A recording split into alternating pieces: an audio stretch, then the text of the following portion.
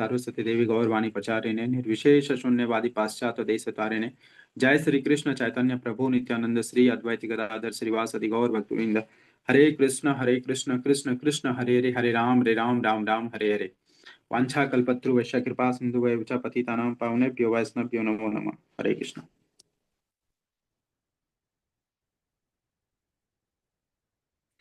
तो श्लोक संख्या 9, ठीक है।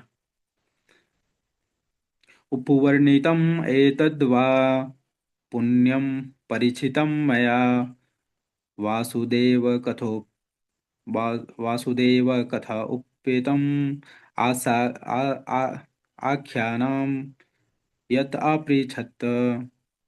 उपवर्णितम् एतद्वा पुण्यं परिचितं मया वासुदेव कथा उपेतम् आख्यानां यत् अपृच्छत्। उपवर्णितम मीन्स प्रायः हर बात का वर्णन हो चुका है। एतत् ये सब, वा मीन्स तुमको, पुण्यम पवित्र, परिचितम महाराज परीक्षित के विषय में, मया मेरे द्वारा, वासुदेव भगवान श्री कृष्ण की कथा मीन्स कथाएं, उपेतम के प्रसंग में, आख्यानाम मीन्स कथन, यत मीन्स जो, अपृछत मीन्स तुमने मुझसे पूछा।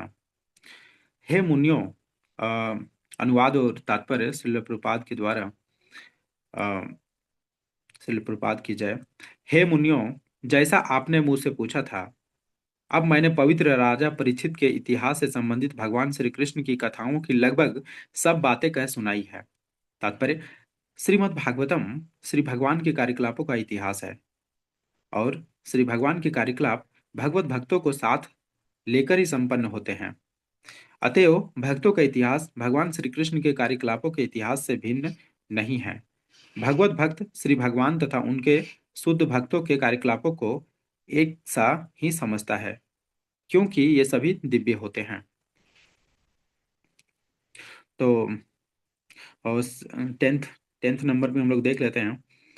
जो मनुष्य जीवन में पूर्ण सिद्धि प्राप्त करने के इच्छुक हैं, उन्हें अद्भुत कर्म करने वाले श्री भगवान के दिव्य कार्यकलापों तथा गुणों से संबंधित सभी कथाएं अत्यंत विनीत भाव से श्रवण करनी चाहिए। हरे कृष्ण। तो यहाँ पर हम लोग जैसा कि देख रहे हैं 9th श्लोक नंबर 9 में, सूत गोस्वामी श्रीला सूत गोस्वामी बता रहे हैं कि हे मुनियों, जैसे नैमिषारण्य वन में बैठे हुए हैं सभी ऋषि मुनि, जब तपस्या कर रहे थे, ये मतलब यज्ञ कर रहे थे, कलयुग के बारे में चिंतित है कि कलयुग में आने वाला जो जीव होगा उन लोगों का किस प्रकार से कल्याण हो सकेगा, उसके बारे में चिंतित थे। कि मतलब कलयुग में जैसे हम सब जो जीव हैं, है ना, तो देखा जाए तो हम सभी के लिए वो ऋषि मुनि काफी उत्साहित और एक तरह से उत्साहित थे कि हम लोग कुछ कल्याण कर सकेंगे इसके लिए, उस कार्यकलाप को करने के लिए, उस एक्टिविटी को करने के लिए।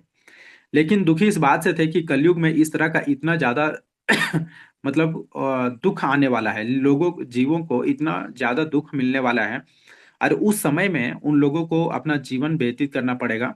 और उस अवधि में, उस ड्यूरेशन में किस प्रकार से जीव जो है वो भगवान की सद्मार्ग जो रास्ता है उसको अपना पाएगा, उस गुण को अपना पाएगा, और किस प्रकार से उसको फॉलो कर पाएगा।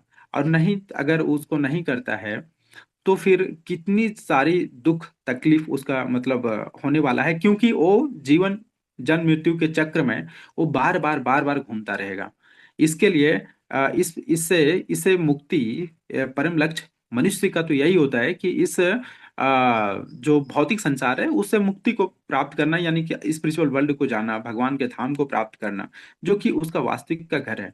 तो वहां वापस जाना लक्ष्य है, और उस लक्ष्य के प्रति ही सजग नहीं होगा कलयुग में लोग, उसको ही नहीं जान पाएगा कि हमारा मुख्य लक्ष्य क्या है। और जब लक्ष्य को ही नहीं पता रहेगा तो लक्ष्य तक, वो जो गोल है, गोल तक पहुंचेगा कैसे, उसका एक स्टेप भी आगे नहीं बढ़ पाएगा। जिस कारण से जो ऋषि मुनि हैं अति चिंतित हैं और और यज्ञ कर रहे हैं कि इसका कोई सॉल्यूशन निकाल पाए। तो सूत गोस्वामी वहां पर आते हैं, जो कि महाराज परीक्षित और श्रीला सुखदेव गोस्वामी से वो बात के बीच जो वार्तालाप हो रहा होगा, तो उसको सुन करके जब आ करके यहाँ पर बता रहे हैं सूत गोस्वामी ऋषि मुनियों को, तो वहां पर बता रहे हैं कि हे मुनियों, जैसा कि आपने मुझसे प्रश्न पूछा था, शौनक आदि ऋषि जो श्रील सूत गोस्वामी से जो प्रश्न किए थे, सारे प्रश्नों का उत्तर मैंने दे दिया है। अब मैंने पवित्र राजा परीक्षित के इतिहास से संबंधित भगवान श्री कृष्ण की कथाओं की लगभग सब बातें कह सुनाई है ना।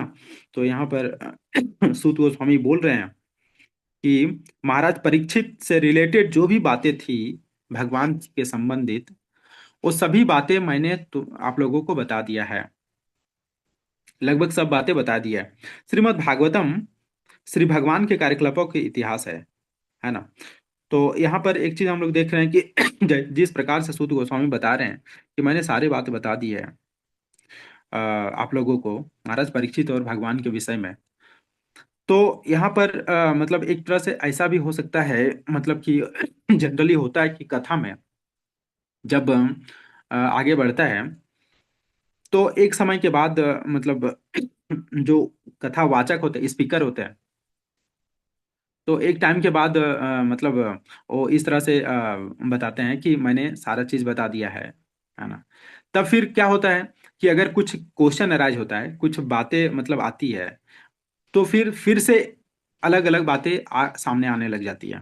इसका मतलब क्या हुआ? इसका मतलब है कि कभी भी पूर्ण नहीं होता है। एक भक्त अगर शुद्ध भक्त है, तो उसके बारे में जो भी प्रशंसा है या फिर उसके बारे में जो बातें हैं, और भगवान से रिलेटेड खास करके, तो वो कभी भी पूर्ण नहीं होता है। वो चलता रहता है, चलता रहता है, चलता रहता है। लेकिन वो जिज्ञासा पर डिपेंड करता है कि कितना जिज्ञासा है, तभी वो बातें निकल करके आती है, क्योंकि परमात्मा फिर प्रेरणा देते हैं वो चीजों को बताने के लिए और सुनने के लिए सभी को। वो एक निमित्त बना जाता है, वो बात जो है वो निमित्त बनता है। लेकिन वो हमें क्या है कि हमें इच्छा करना होता है। भगवान बोलते हैं ना कि इच्छा करो, है ना। तो इच्छा करने से उसका पूर्ति करते हैं भगवान। तो इस तरह से जब सूत गोस्वामी बता रहे हैं कि मैंने सारी बातें बता दी है, तो यहाँ पर पूर्ण नहीं होता है, क्योंकि और भी बातें आती हैं और बहुत सारा भागवतम का महाग्रंथ बनता है। तो श्रीमद् भागवतम जो है उसके बारे में हम लोग जानते हैं कि जिस प्रकार से भगवत गीता को बोला जाता है कि ये एक लॉ बुक है, भगवत गीता लॉ बुक है, और श्रीमद् भागवतम केस स्टडी है ना। क्योंकि आप श्री भगवान के बारे में पूरा डिटेल और जीवों के बारे में सभी का जो संबंध है उसके बारे में डिटेल्ड वर्णन श्रीमद् भागवतम में आता है। तो और भगवत गीता में हम लोग लॉ एज ए लॉ उसको स्टडी करते हैं। तो श्रीमद् भागवतम श्री भगवान के कार्यकलापों का इतिहास है। यहाँ पर लिखा गया है कि जो जितना भी भगवान का जो लीलाएं होता है, जो भी घटनाक्रम होता है, या फिर जो भी उनका धाम है, जो भौतिक संसार है, सारे चीजों का सारे चीजों का वृतांत श्रीमद् भागवतम में है, ये हम सब जानते हैं। और श्री भगवान के कार्यकलाप भगवत भक्तों के साथ लेकर ही संपन्न होते हैं। अतएव भक्तों का इतिहास भगवान श्री कृष्ण के कार्यकलापों के इतिहास से भिन्न नहीं है। तो यहाँ पर हम लोग यहाँ देख रहे हैं कि श्रीमद् भागवतम में श्री भगवान का लीलाएं तो है ही, और इसमें भक्तों का भी लीला आता है। और यहाँ एक सेंटेंस और भी बताया जा रहा है कि भक्त के लीला और श्री भगवान के लीला में अंतर नहीं होता है। कहने का ये मतलब है कि भगवान जो है, भगवान भक्तों के द्वारा ही तो लीला रचते हैं, है ना। जो मतलब जितने भी मान लीजिए कि सपोज एक मूवी है, मूवी के अंदर एक एक्टर है, लेकिन उसमें सारा कितने सारे ये होते हैं को एक्टर्स, है ना, होते हैं। तो उनके बिना संपन्न नहीं हो सकता, उसके बिना कंप्लीट नहीं हो सकता है। अगर एक स्टोरी अगर हमें क्रिएट करना है, तो एक पर्सन से नहीं होता है। नहीं, भगवान अगर चाहे तो अपने खुद खुद को विस्तार करके वो कर सकते हैं, भगवान में वो चीज है। लेकिन हम सबको क्या करते हैं, उसमें इन्वॉल्व होने के लिए वो प्रेरणा देते हैं और उसमें इन्वॉल्व करवाते हैं। वो कृपा है, भगवान की कृपा है। इस तरह से हम लोग समझ सकते हैं कि हम लोगों के ऊपर, जीवों के ऊपर कृपा करते हैं भगवान, देन फिर हम लोगों को पार्टिसिपेट उसमें कर पाते हैं। क्योंकि एक स्टोरी, जो भी एक लीला होता है, उसमें उसमें उसमें एक लिमिटेड नंबर्स होते हैं जो कि उसमें पार्टिसिपेट कर रहे होते हैं। अब वो पार्टिसिपेट कर रहे हैं, वो नंबर्स, तो वो कितने भाग्यशाली हैं, वो किस कृपा के द्वारा वहां पर पार्टिसिपेट कर पाए हैं, ये भी बहुत ज्यादा इंपॉर्टेंट है ना। क्योंकि उसमें और भी बाकी जो हैं वो क्यों नहीं कर पाए, और जो वो कर पा रहे हैं वो क्यों कर पा रहे हैं, ये जानने वाली बात है। तो इसको अगर हम लोग ध्यान से अगर समझते हैं तो कहने से ये मतलब समझ आता है कि वो एक भगवान की कृपा होती है।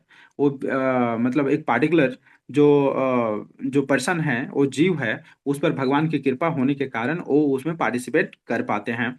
और उसके लिए वो कृपा प्राप्त करने के लिए हम लोग नित्य श्रीमद् भागवतम और गुरु और वैष्णव और ये शास्त्र को फॉलो कर रहे हैं कि किस प्रकार से भगवान की कृपा है उसको प्राप्त किया जा सकता है। और उसको प्राप्त करने के बाद ही हम लोग भगवान के लीला में को समझ सकते हैं। इवन कि हम लोग लीला में भाग लेने की तो बात दूर है, हम लोगों को अगर श्री भगवान की कृपा अगर ना हो तो एक वर्ड जो सेंटेंस है वो हमारे पास आ करके भी हमें उस चीज समझ नहीं आएगा। अगर कोई बता भी रहा है तो भी समझ नहीं आएगा। एट ए टाइम मतलब एट ए टाइम क्या हो सकता है कि आपको मतलब एक आपके बगल में जो है वो समझ जाए और आपको नहीं समझ में आए, है ना। ऐसा ही तो होता है कि सपोज मतलब आप कथा में बैठे हुए हैं लेकिन कितने सारे लोग बैठे होते हैं, और उसमें से कुछ लोगों को समझ आता है, कुछ लोग बहुत अच्छे से समझ जाते हैं, और कितने सारे मतलब मैक्सिमम लोग होते हैं उन लोग को कुछ समझ नहीं आता है। वो लोग अपने तरीके से समझते हैं, क्योंकि क्योंकि उनके जो सरगम स्टांसेस जो है वो, और प्रकृति प्रकृति जो भगवान की जो शक्ति है वो उसके अकॉर्डिंगली उस मतलब इन्वायरमेंट को जनरेट या फिर जो प्रोवाइड तो करती है, बट उसको एक्सेप्ट करने की जो स्वीकृति है भगवान की कृपा से जो कि हमें प्राप्त होता है, स्वीकृति हमें नहीं मिल पाती है। जिसके कारण से हम लोग एज इट इज या फिर उसका जो मतलब है, मीनिंग है, वो चीज हम लोग नहीं समझ पाते हैं।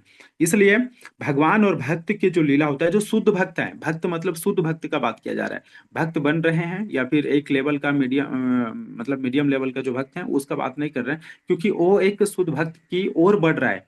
वो एक टाइम आएगा जब वो कंटिन्यू करेगा, एक शुद्ध भक्त बनेगा, तब फिर वो भगवान का जो डायरेक्ट उनको कृपा जो है वो जब मिलेगा तब उनकी बात है। क्योंकि वो उनका एक्टिविटी जो होता है वो पूरी तरह से इन्वॉल्व हो जाता है, पूरी तरह से ढल जाते हैं श्री भगवान की लीला जिस प्रकार से उसको इंगित करता है, वो डायरेक्ट करता है, और जिस प्रकार से उनको कन्वेंस मतलब कि प्रेरणा मिलता है उस प्रकार से उनका एक्टिविटी हो जाता है।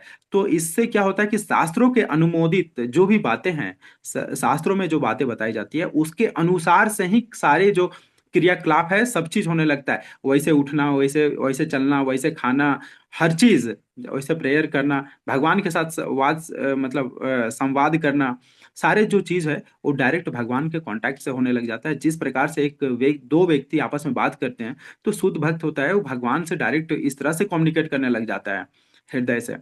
तो सारे जो चीजें हैं वो एक मतलब, तो इस प्रकार से क्या होता है कि शुद्ध भक्त वो उनकी जो एक्टिविटी है वो पूर्णतः शुद्ध हो जाता है, जिसके कारण से हम लोग ये समझ सकते हैं कि वो शुद्ध भक्त और भगवान की जो एक्ट मतलब लीला है उसमें अंतर नहीं रह जाता है। क्योंकि ये सब जो घट जो मतलब जो भी एक्टिविटी है वो क्या होता है, इट मतलब ये दिव्य हो जाता है, डिवाइन हो जाता है ना। जो मनुष्य जीवन में पूर्ण सिद्धि प्राप्त करने के इच्छुक हैं उन्हें अद्भुत कर्म करने वाले श्री भगवान के दिव्य कार्यकलापों तथा गुणों से संबंधित सभी कथाएं अत्यंत विनीत भाव से ग्रहण ग्रहण करनी चाहिए, है ना। तो जो मनुष्य शुद्ध भक्त बनना चाहता है, पूर्ण सिद्धि प्राप्त करने का क्या मतलब है, पूर्ण सिद्धि प्राप्त करने का मतलब शुद्ध भक्त है। शुद्ध भक्त अगर जो बन जाते हैं, शुद्ध भक्त का मतलब, शुद्ध भक्त का मतलब कि किसी भी तरह से आसक्ति खत्म, मतलब किसी भी तरह का आसक्ति उसमें नहीं रह जाता है। वो पूर्ण शरणागत होता है भगवान का, और जो एक्टिविटी है वो डिवाइन हो जाता है, उसका दिव्य हो जाता है, जो कि शुद्ध भक्ति का लक्षण होता है। ये और भी सारे लक्षण हैं वो आप लोग काफी अच्छे तरीके से जानते हैं। उन्हें अद्भुत कर्म करने वाले श्री भगवान के दिव्य कार्यकलापों तथा गुणों से संबंधित सभी कथाएं अत्यंत विनीत भाव से श्रवण करनी चाहिए, है ना। जो शुद्ध भक्त बनना चाहते हैं उनके लिए यहाँ पर बताया जा रहा है कि उसका सबसे फर्स्ट प्रायोरिटी ये होना चाहिए कि जब भी श्री भगवान के बारे में कथा हो रहा है श्रवण करना चाहिए बहुत ही विनीत भाव से, बहुत ही श्रद्धा भाव से, उसका पूरा फोकस डेडिकेशन के साथ उसको श्रवण करना चाहिए। और डेडिकेशन फोकस तो तब वो तो ठीक है एक लेवल तक, लेकिन उसके जो एक सीक्रेट जो पॉइंट है ना, इसको समझना बहुत जरूरी है। वो ये है, जब आप लिसन मतलब कि आप सुनते हैं, श्रवण करते हैं, उस टाइम शरणागति। शरणागति मतलब कि जब जो जिससे आप बात कर रहे हैं, है ना, एक्सेप्टेंस भाव, है ना, विनीत भाव से, विनीत भाव से जाकर के क्या करना चाहिए, श्रवण करना चाहिए, सुनना चाहिए। अगर ऐसा नहीं करते हैं, अगर ऐसा नहीं करते हैं तो क्या होगा कि हमारा जो मतलब जिससे कि हम लोग समझ सकते हैं, सुन सकते हैं, सुन करके जो समझ सकते हैं वो चीज नहीं हो पाएगा, रिवील नहीं हो पाएगा। एक्चुअली होता क्या है कि जब आप विनीत भाव से नहीं सुनते हैं, एक्सेप्टेंस भाव से जब नहीं सुनते हैं, तब वो क्या होता है कि हमारा जो अंडरस्टैंडिंग और जो बातें आ रही है वो उस तरह से हो जाता है जैसे एक बंजर भूमि है, और बंजर भूमि में हम लोग बीज डाल रहे हैं। तो अगर बंजर भूमि में बीज डालेंगे तो क्या होगा, वो खराब हो जाएगा, वहां लगेगा नहीं, वो वहां जाएगा और वेस्ट हो जाएगा, है ना। तो उसी तरह से बातें तो आएगी, अमृत आएगा, है ना, श्रवण करेंगे तो उस आएगा, लेकिन वो हमारे अंदर रिवील नहीं होगा, वो एक्सेप्ट नहीं होगा, घुसेगा नहीं। तो इसलिए हम सबको सबसे पहला विनीत भाव से ग्रहण करनी चाहिए वो बात जो कि भगवत ज्ञान है, जो श्रवण कर रहे हैं उसको। एक एग्जांपल से मैं बताता हूँ कि कल जो है, कल एक भक्त आया था, और पुलिस डिपार्टमेंट में ये है, कोई एक अच्छा पोस्ट में वो आए थे यहाँ मंदिर में। अब जब उनसे डिस्कस हो रहा था तो वो काफी परेशान थे, काफी परेशान थे। वो मतलब कि वो बोल रहे थे कि मेरे पास पैसे की कोई कमी नहीं है, घर में कोई प्रॉब्लम नहीं है ना, लेकिन जो है मतलब कि जो शांति होना चाहिए, जो एज इट इज जो लाइफ अच्छे से चलना चाहिए ना, वो नहीं चल रहा है ना। मतलब सब मैं रात रात भर ट्रेवल करता हूँ, लेकिन घर वाला लोग ये नहीं पूछता है, ये नहीं बोलता है अरे इतना सारा है, इतना तो है ही, आप रात में मत चला करो, है ना, रिस्क मत लिया करो, है ना, मैं जितना चाहे मेहनत कर लूं, है ना, सब लोग बस केवल उन लोगों को पैसे चाहिए, है ना। इस तरह से बोल रहे थे। मैं बहुत परेशान हूँ, मतलब कि इसका क्या उपाय है ना, ऐसा क्यों हो जाता है लाइफ में, है ना। जब हम लोग जब डिस्कस कर रहे थे उसका सॉल्यूशन के बारे में, हम लोग जब अकॉर्डिंग टू शास्त्र हम लोग बात कर रहे थे, तो एक टाइम के बाद मतलब समझ तो आ रहा था, लेकिन एक टाइम के बाद अचानक से उनका ट्विस्ट कर गया, है ना, मतलब कि उनका जो भाव है वो बिल्कुल भी मतलब बेचैन होने लग गया, बेचैन होने लग गए। उनको समझ मतलब कि समझ आ रहा है कि नहीं आ रहा है, उस पर फोकस नहीं करके, है ना, एक होता है ना कि जिद्दी टाइप में, उस टाइप से बात करना कि नहीं मतलब कि ऐसा हो रहा है तो ऐसा ऐसा इसलिए ही हो रहा है। तो फिर हम लोग समझ गए कि इनका जो अब एक्सेप्टेंस का भाव है वो अब खत्म हो गया है, अभी कुछ टाइम के लिए इनको फ्री छोड़ना पड़ेगा। तब फिर हम लोग बोले कि आप आपको बहुत अच्छे से आता है, आपको बहुत नॉलेज है ना, थैंक यू, है ना। और उसके बाद फिर हाथ जोड़ करके उनको हरे कृष्णा बोले, और बोले कि आइए भगवान का दर्शन करते हैं। तो फिर जब भगवान का आकर के जब वहाँ दर्शन किए, उसके बाद फिर आकर के फिर से बोल रहे कि नहीं आपने बहुत अच्छा बताया, ये वो दिस दैट, है ना। हम बोले कि नहीं, जो भी आप समझे हैं, है ना, उसको उसको आप मंथन कीजिए, देन फिर आप डिसाइड करिए कि कौन सा सही है कौन सा गलत है। अगर आप सुनेंगे नहीं, आपको आपको क्वेश्चन भी आता है और सॉल्यूशन भी आप ही को आता है, तो फिर प्रॉब्लम प्रॉब्लम क्यों है, इसका मतलब है कि आपको सॉल्यूशन नहीं आ रहा है, कुछ गड़बड़ है ना। तो ये चीज है। तो हम लोग अगर जब विनीत भाव से अगर नहीं सुनेंगे, जब एक्सेप्टेंस का भाव अगर नहीं रहेगा, तो फिर हम लोग उस चीज को समझ नहीं पाएंगे, रिवील नहीं होगा। भगवान श्री कृष्ण के दिव्य कार्यकलापों, गुणों तथा नामों का नियम पूर्वक श्रवण करने से मनुष्य शाश्वत जीवन की ओर अग्रसर होता है।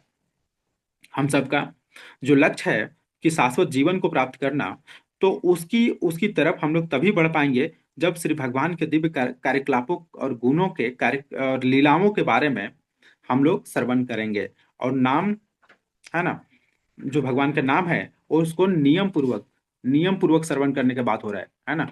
हर चीजों में जो भी चीज होती है, संसार में जो भी एक्टिविटी है, और जहां पर भी होता है, तो उसमें क्या होता है, नियम का बहुत बहुत, अरे क्या कर रही है,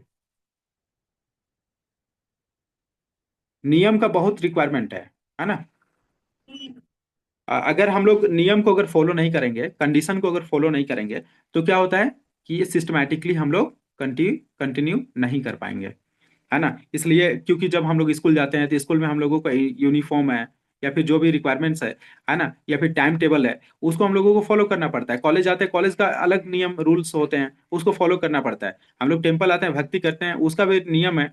अभी जैसे कि हम लोगों को कितना 3:30 बजे 4 बजे उठना पड़ता है, ये एक नियम है। अगर इसको अगर नियम को अगर नहीं अगर कंटिन्यू करेंगे तो क्या होगा, वो सब चीज फेल हो जाएगा, है ना, कोई भी चीज नहीं चल पाएगा। क्योंकि हम हमारी जो मन है ना, मन फिर हम लोगों को कहाँ से कहाँ घुमाता रह जाएगा, है ना, और भटका देगा। कभी बोलेगा ये सही है, कभी बोलेगा वो सही है ना, इस तरह से भटका देगा। तो हम लोगों को जब नियम में आते हैं, नियम नियम मतलब कि जो मतलब जो नियम जो कि बताया गया शास्त्रों में, वो नियम जो कि परफेक्ट है, क्योंकि परफेक्ट पर्सन से आया है ना। तो परफेक्ट पर्सन से जो हमें नियम मिला है तो वो परफेक्ट है नियम। तो और वो परफेक्ट नियम में जब चलेंगे तो भी तही तो ही हम लोग परफेक्टनेस की तरफ हम लोग बढ़ पाएंगे। ठीक है। तो भगवान श्री कृष्ण के दिव्य कार्यकलापों, गुणों तथा नामों का नियम पूर्वक श्रवण करने से मनुष्य शाश्वत जीवन की ओर अग्रसर होता है। नियम पूर्वक श्रवण करने का अर्थ होता है उन्हें धीरे धीरे सही और वास्तविक रूप में जानना, है ना। ऐसा नहीं कि बहुत ज्यादा मतलब फटाफट इसको कंप्लीट करो, है ना, ऐसा नहीं है। उसको इसको जितना अच्छे प्रकार से हम लोग समझेंगे, धीरे धीरे समझना है, और उसका रियल फॉर्म को समझना है, ऐसे, है ना। जब उसको एज इट इज फॉर्म में हम लोगों को समझना बहुत ज्यादा रिक्वायरमेंट है। अभी क्या है कि अगर हम लोग बोनाफाइड बोनाफाइड जो पर्सन है, अगर वहां से बोनाफाइड जो शास्त्र है, अगर वहां से अगर हम लोग नहीं सीखते हैं तो उसका अर्थ का अनर्थ हो जाएगा, है ना।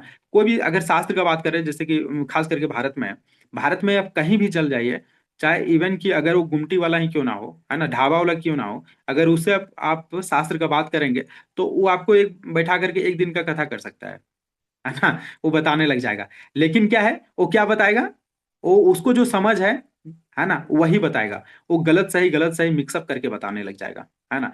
और आपको आपको अगर नॉलेज नहीं है तो आपको क्या लगेगा, अरे ये तो बहुत अच्छा बोल रहा है, बहुत अच्छा समझा रहा है ना। तो ये चीज होता है। तो हम लोगों को क्या फिर उसका गलत चीजें हम लोगों को इनबिल्ड हो जाएगा हमारे माइंडसेट में, गलत चीजें, हम गलत इंफॉर्मेशन आ जाएगा हमारे हमारे पास। तो इसलिए बोनाफाइड जगह से सीखना बहुत ज्यादा रिक्वायरमेंट है ना, बहुत अच्छे, बहुत कंपलसरी है कि बोनाफाइड जगह से हम लोग सीखें। उन्हें इस प्रकार जानने का अर्थ है शाश्वत जीवन प्राप्त करना। और इस प्रकार से जब बोनाफाइड रास्ते में से हम लोग जाते हैं, क्योंकि हम लोगों को पता है कि गोल क्या है, स्ट्रेटजी क्या है, और वे क्या है। जब इसको हम लोग जानते हैं और उसको जब फॉलो करते हैं तो हम लोगों को गोल तक पहुंचने में कोई कठिनाई नहीं होगा। और अगर हमें अगर गोल नहीं पता है, स्ट्रेटजी नहीं पता है ना, प्लान नहीं पता है, और वे नहीं पता कि किस रास्ते से हमें जाना है, कब कब चलना है, कब रुकना है, क्या करना है, कुछ अगर नहीं पता है, तो फिर हम लोग रूल को हम लोग ब्रेक कर रहे हैं। और इस ब्रेक करने के वजह से हम लोग लक्ष्य तक, गोल तक कभी पहुंच नहीं पाएंगे। जिसका उल्लेख श्रीमद् भगवद गीता में हुआ है। भगवद गीता तो लॉ बुक है, उसमें सारे नियम तो बताए गया ही है। भगवान श्री कृष्ण के ऐसे दिव्य यशस्वी कार्यकलाप, जन्म मृत्यु जरा तथा व्याधि, जिन्हें बद्ध जीव भौतिक पुरस्कार समझता है ना, उनका उपचार करने हेतु संस्तुत औषधि है ना, जो कि हम लोगों को जो इस भौतिक संसार में जो प्राप्त है, उसको हम जैसे जीव जो बद्ध बद्ध जीव हैं, उन लोग उपहार मानता है कि हम लोगों को अच्छा घर में जन्म हो गया है, अच्छा परवरिश मिल रहा है, हमारे पास करोड़ों अरबों है, हमारे जो है मिलियनर्स हैं हमारे घर में, बिलियनियर्स हैं, है ना। तो मतलब किसी प्रकार का कोई कमी नहीं है। हम अभी चाहे तो मर्सिडीज ले सकते हैं, हम अभी चाहे तो प्राइवेट जेट ले सकते हैं, अभी चाहे तो न्यूयॉर्क में पेंट हाउस ले सकते हैं, है ना। तो कोई भी मतलब किसी प्रकार का कोई कमी नहीं है ना। तो इस प्रकार के जो भौतिक संपन्न जो लोग होते हैं, उन लोगों के जीव मतलब उन लोगों को ऐसा लगता है कि ये हमें क्या है, एज ए गिफ्ट मिला है ना। और ये हमारा सब कुछ है, यही हमारा सब कुछ है, हमारा पूरा जीवन भर यही काम आने वाला है। लेकिन रियलिटी क्या है, रियलिटी कुछ और है, उल्टा है, जस्ट उल्टा है ना। क्योंकि उसको पता है, पता ये नहीं है कि ये जो जन्म मृत्यु का जो चक्र है, यही सबसे बड़ा हमारा बाधा है। और उसी के अंदर जब जन्म होता है तो ही सारा प्रॉब्लम्स क्रिएट होते हैं, है ना। तो उसको जन्म मिल गया और सारा चीजें मिल गया तो फिर वो उलझन में फंस जाता है, वो फिर विचलित हो जाता है, डाइवर्ट हो जाता है ना। और इस तरह से वो पूरा कंफ्यूज हो जाता है, और लाइफ वो अपना जो लाइफ जो ड्यूरेशन है, टाइम है, वो गोल्डन जो पीरियड है उसको खत्म कर देता है। जिन्हें बद्ध जीव भौतिक संसार समझता है, ओ सॉरी भौतिक पुरस्कार उनका उपचार करने हेतु ये औषधि है। ये जो हम लोग शास्त्र का जो बात कर रहे हैं, श्रीमद् भागवतम, भगवत गीता, और भगवान के नियम, भगवान के लीला, भगवान के गुण, ये सब जो हम लोग श्रवण कर रहे हैं वो जो बोनाफाइड जगह से, तो ये एक औषधि के समान है, जो कि ये जो जो बंधन है, जो कि हमें बांध करके इस भौतिक संसार में रखने वाला है, इसका उपचार है, उसको काटने वाला है। इस प्रकार जीवन की सिद्ध अवस्था की परिणति मानव जीवन का लक्ष्य है और दिव्य आनंद की उपलब्धि है।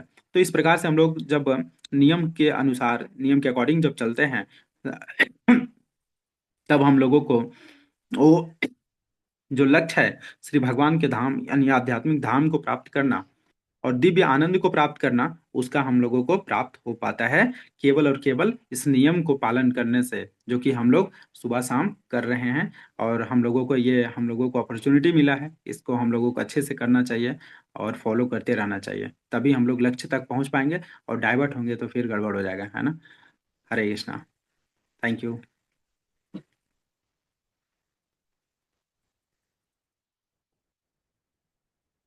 अगर किन्हीं का कोई कमेंट है, कोई सजेशन है, तो आप लोग प्लीज बताएं।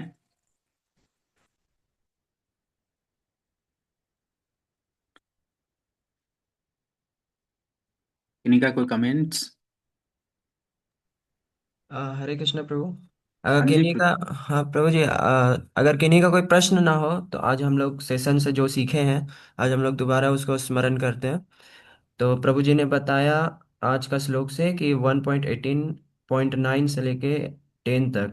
तो जो सूत गोस्वामी हैं जो बैठे हुए थे वहाँ पे, जितने भी सेजेस लोग थे, साधु लोग थे, उन लोग प्रश्न किए थे कि कलयुग में क्या होगा, वहाँ का जो ह्यूमंस लोग हैं उन लोग कैसे भगवान को प्राप्त करेंगे, फिर कैसे उन लोग अपना ह्यूमन लाइफ का जो एम है वो कैसे उन लोग जानेंगे।